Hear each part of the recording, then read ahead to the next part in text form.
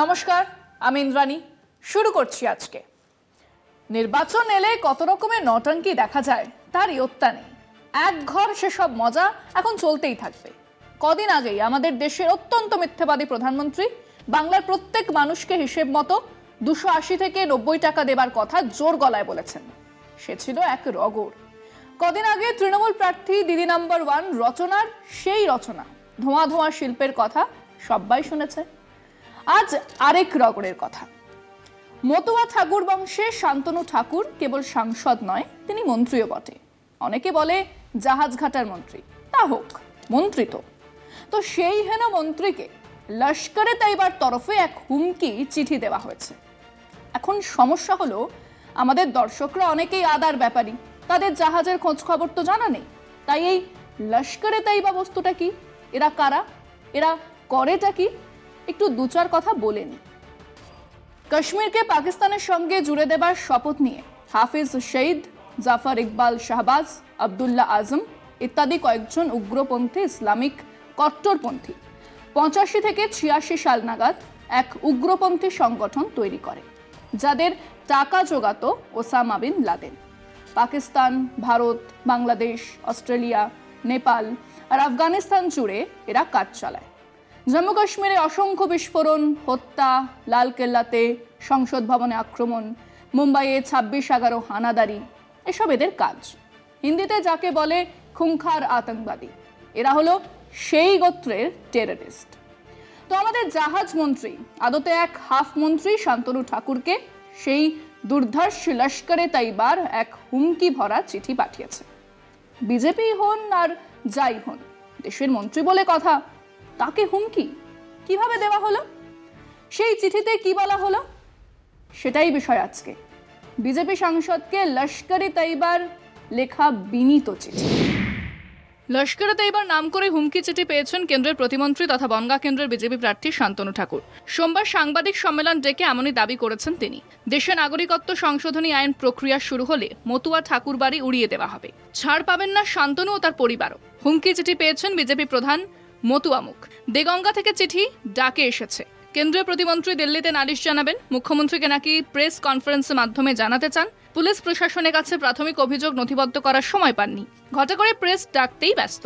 ঘটনাচক্রে আগের দিনই ঠাকুরবাড়ির দখলদারি নিয়ে পারিবারিক বিবাদে জড়ান বিদায়ী সাংসদ তথা বিজেপি প্রার্থী। ঠাকুরবাড়ির আরেক সাংসদ তৃণমূলের মমতা বালার সঙ্গে সম্মুখ বিরোধ যখন প্রকাশ্যে, ঠিক সেই সময় লস্কররা ডাকে চিঠি দিল শান্তনুকে।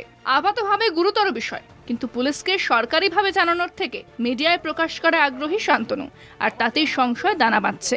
চিঠির সত্যতা নিয়ে ধন্দ কাটছে না কিছুতেই, খটকা থেকেই যাচ্ছে। সেই দুর্ধর্ষ দুশ্মন লস্করে তাইবা তাদের ইতিহাসে এই প্রথম বাংলাতে চিঠি পাঠালো।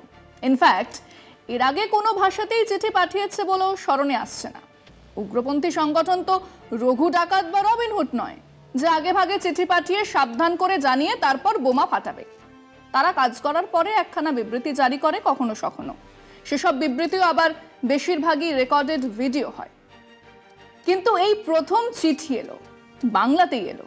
খালি তাই নয়, চিঠির শুরুতেই বলা হয়েছে শ্রদ্ধেয় শান্তনু বাবু, মানে এই বিজেপির সাংসদ মন্ত্রী লস্করে তাইবার কাছে একজন শ্রদ্ধেয় মানুষ।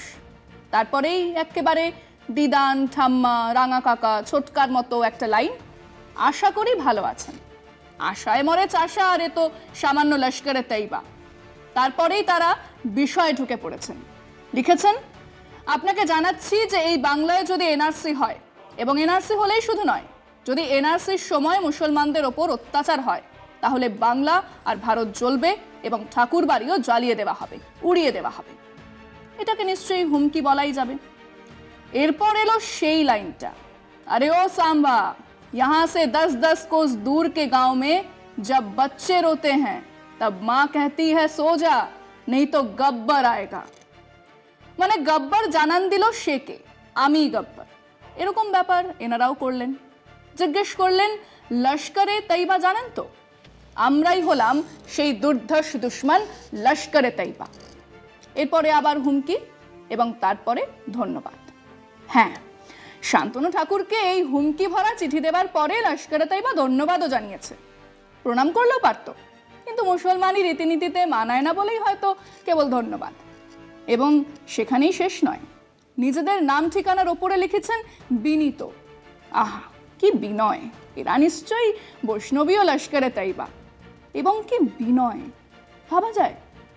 এর আগে পরশুরামের লেখাতে মার্ক্সীয় বৈষ্ণব তত্ত্বের খোঁজ আমরা পেয়েছি, কিন্তু এমন বিনয়ী উগ্রপন্থা আগে আমরা দেখিনি। চিঠি পেয়েই শান্তনু ঠাকুর তো উত্তেজিত, আফটার অল লস্করে তৈবা বলে কথা। আমরা আমাদের দর্শকদের জিজ্ঞেস করেছিলাম, আপনারা কোনোদিন কোনো উগ্রপন্থীকে চিঠিতে কুশলমঙ্গল জিজ্ঞেস করতে দেখেছেন? কোনো ইসলামিক টেররিস্ট হুমকি চিঠির শেষে কখনো ধন্যবাদ জানায়, জান সে মার দুঙ্গা, শুক্রিয়া বলে নাকি? এরকম আজগুবি চিঠি দিয়ে আমাদের হাফ মন্ত্রী কি জানাতে চাইলেন? শুনুন মানুষজন কি বলেছেন। উগ্রপন্থীরা আজকাল শুক্রিয়া জানাচ্ছেন, ধন্যবাদ জানাচ্ছেন, কুশলাদি জিজ্ঞেস করছেন। আসলে দেউলিয়া হয়ে গেছে বিজেপি, যার ফলে এরা ওই ছদ্ম একটা হিন্দু মুসলমান লড়াইবাদী দিয়ে ভোট ব্যাংকে জিততে চাইছেন। জঙ্গি সংগঠন এরকমভাবে একজন এমপি বলুন আর এমএলএ বলুন, এই ধরনের গল্প কিন্তু আমি এটাকে শুনিনি, শোনা যায়ও নি। সিএ বিজেপির বুমেরাং হয়ে যাবে এটা শান্তনু ঠাকুর খুব ভালোই বুঝেছেন, তাই একটু গিমিক করে ময়দানে থাকতে চাইছেন, এর বাইরে কিছু না। এটা তো শুনেনি কোনো রকম এইরকম জিনিসটা, কি কোনো জঙ্গিপানা না কোনো উগ্রবাদীরা কোনো এরকম মানুষের মঙ্গল কামনা করে এটা চিঠি দিতে পারে। একদম পুরোপুরিভাবে সাজানোটা বোঝাই যাচ্ছে যে এটা ওদের দল থেকেই প্রচার পাওয়ার জন্য, উনি ভোটে একটা বড় একটা হাইলাইট পাওয়ার জন্য এটাকে এরকমভাবে নিচ্ছেন। ধন্যবাদ জ্ঞাপন করে চিঠি দিতে পারে, এটা আমার মনে হয় না। এটা একটা ক্ষেত্রে হতে পারে যে তার সাথে তার কোনো ব্যক্তিগত যোগাযোগ আছে কিনা, সেটা সন্দেহের বিষয়। এবার শান্তনু ঠাকুর বুঝতে পারছে যে আমি হেরে যাব, তাই এখন বলছে আমাকে জঙ্গি সংগঠন চিঠি দিচ্ছে, হুমকি দিচ্ছে। এগুলো সম্পূর্ণ ফেক। কোনো রাজনৈতিক কোনো সচেতনতা নেই, কোনো বুদ্ধিশুদ্ধিও নেই। উনি ভুলভাল কথা বলে, নিজের ইচ্ছা মতো কথা বলে, কোনো সংগঠনের নেতা নেত্রীকে উল্টোপাল্টা কথা বলে, এটা হচ্ছে ওনার ধরন। ভোট এখন দুটো থার্ড টার্মসে এদের জেতার জন্যে এরা মরিয়া হয়ে উঠেছে। এরা কি সামনে কি নেবে এই রকম গোটা কেস কিছু ঘটনা করে এরা ভোটে জিততে চাইছে। আমি আমার জীবদ্দশায় আমি এরকম কোনো ঘটনা আমি শুনিনি, আর যদি তাই হয় তাহলে এটা ও তদন্ত করে তার যত ব্যবস্থা গ্রহণ করুক। এইগুলো মানুষকে এই ভোটে সুড়সুড়ি দিয়ে মানুষকে বিব্রত করার কিছু না। যারা এরকম লস্করে তৈবার মতো অর্গানাইজেশন, তারা বাংলায় এরকম একটা কাঁচা চিঠি লিখবে এবং সেই চিঠিতে বিভিন্ন জায়গায় ধন্যবাদ এবং সম্বোধন করে একেবারে মানে জামাই আদর করে চিঠি লিখবে, এই চিঠির সত্যতা নিয়ে আমাদের সংশয় আছে। এই চিঠিটা খুব একদম মানে এত কাঁচা চিঠি যে চিঠির কোনো মান্যতা নেই। জঙ্গি সংগঠনটা কখনো ওই আগে জানিয়ে তারা কোনো কাজকর্ম করে না। তারা নিজেদের ইচ্ছে মতো যে প্ল্যান থাকে সেটা নিজেদের মনে রেখেই তারা তাদের কাজ চালিয়ে যায়। সিএ নিয়ে মতুয়ারা বুঝতে পেরেছে যে সম্পূর্ণভাবে গিমিক দিচ্ছে। এখন পায়ের তলায় মাটি সরে যাওয়ার জন্য, নিজের প্রচার পাওয়ার জন্য এই সমস্ত উড়ো খবর বলে বেড়াচ্ছে। শান্তনু ঠাকুর মতুয়াদেরকে নিয়ে ভেবেছিল যে এবারের নির্বাচন বৈতরণী পার হবে, কিন্তু উনি বুঝতে পেরেছেন যে মতুয়াদেরকে আর ভুল বুঝিয়ে লাভ নেই, উনি নির্বাচনী বৈতরণী পার হতে পারবে না, তাই জন্য এক একটা করে নাটক করছে। ভোটের আগে একটা ষড়যন্ত্র, রাজনৈতিক নিজেদের মধ্যে একটা দ্বন্দ্ব তৈরি করা। আসলে নির্বাচনের সময় সংবাদ মাধ্যমে জায়গা পাবার জন্য কত কিছু কতজনে করে, মজার কত কিছু। নিজেদের গাড়ির কাঁচ ভেঙে আক্রান্তের অভিনয় আমরা দেখেছি, নিজেদের ব্যানার পোস্টার নিজেরাই ছিঁড়ে বিক্ষোভে ফেটে পড়তে দেখেছি। কিন্তু এরকম হাস্যকর এক হুমকি চিঠি এনে নিজেকে আরো হাস্যকর করে তোলার এই চেষ্টার কোনো তুলনা হয় না। আচ্ছা, এসব করার আগে তো নিশ্চয়ই পরিকল্পনা হয়েছিল, নিশ্চয়ই কিছু পরামর্শদাতাও ছিলেন। তাদের চাকরি থাকবে তো? মানুষ বোকা, এ নিয়ে কোনো সন্দেহ নেই। শান্তনু ঠাকুর কেন, দেশের প্রধানমন্ত্রী 15 অক্ষরের গুলগল্প যখন মানুষ অনায়াসে মেনে নেয়, তখন বলাই যায় যে সেই আম জনতা মানে আমরা বোকা। কিন্তু আমরা কি এতটাও বোকা শান্তনু বাবু? এই লস্করে তৈবার রগড়ের চিঠি নির্বাচন জুড়ে আপনার পেছনে লেগে থাকবে, মিলিয়ে নেবেন। আজকে পর্যন্তই। দেখতে থাকুন কলকাতা টিভি, রাত দিন 7 দিন।